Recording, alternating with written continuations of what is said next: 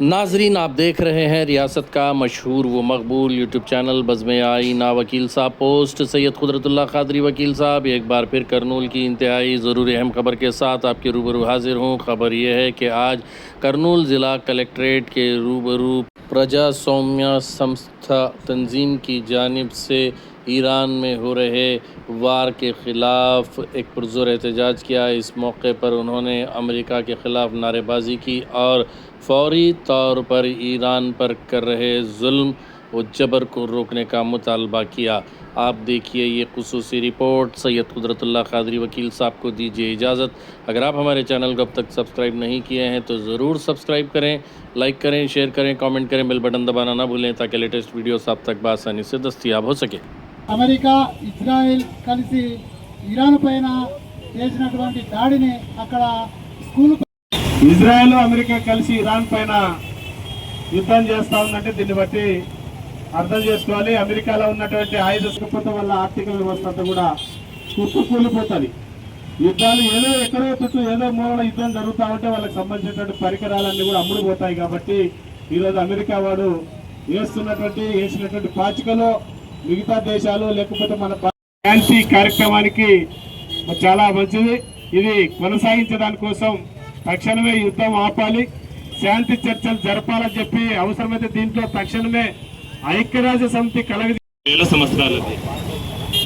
ఇది స్వతంత్రం వచ్చినప్పటి నుంచి భారతదేశానికి ఆర్థికంగా రాజకీయంగా సోదర భావాన్ని చూపిన దేశం. మెసొపటోమియా నాగరికత ఆర్యులు కూడా అక్కడి నుంచి వచ్చిన వాళ్ళే. ఆర్యులు మన దేశంలో ఇరాన్ ఇరాక్ నుంచి వచ్చిన వాళ్ళే. మానవత మీద దాడిగా దీన్ని చెప్పవచ్చు. ఎందుకంటే ఒక చారిత్రాత్మక దేశం అది.